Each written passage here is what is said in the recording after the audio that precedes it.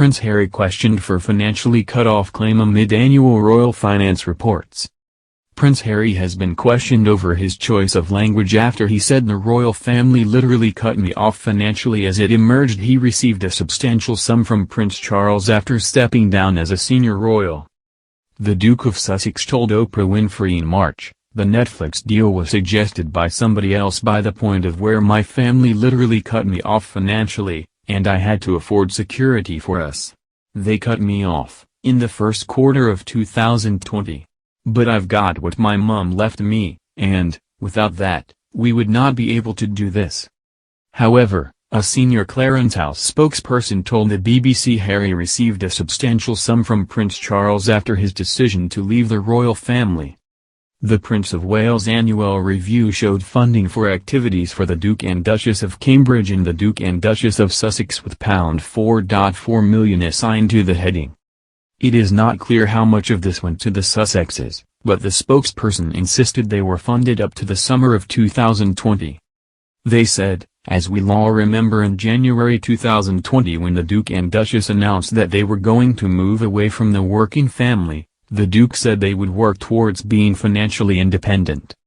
The Prince of Wales allocated a substantial sum to support them with this transition. That funding ceased in the summer of last year.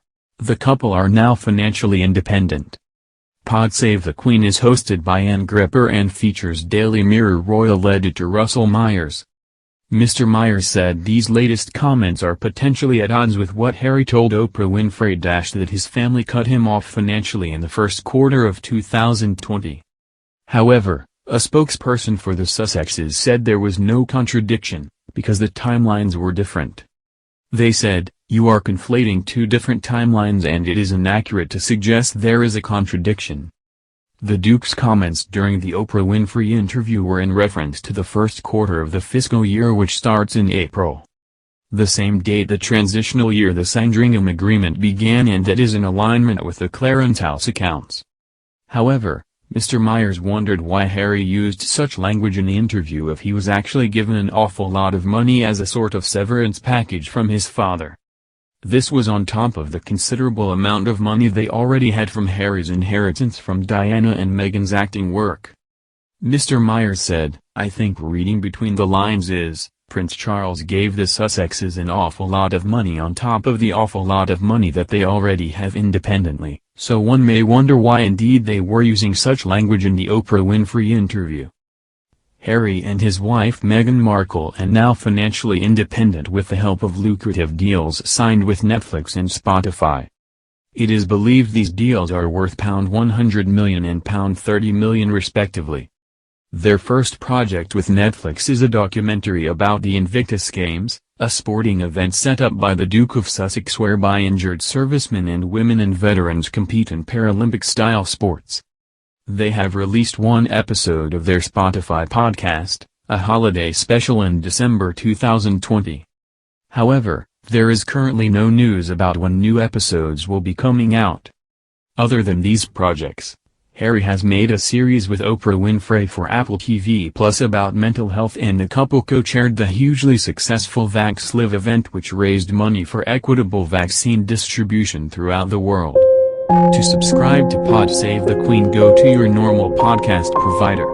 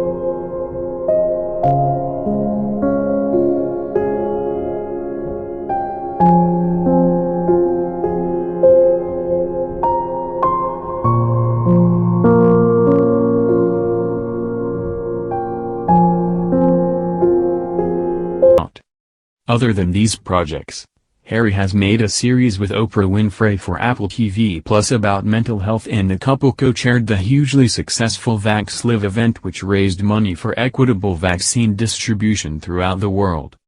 To subscribe to Pod Save the Queen, go to your normal podcast provider.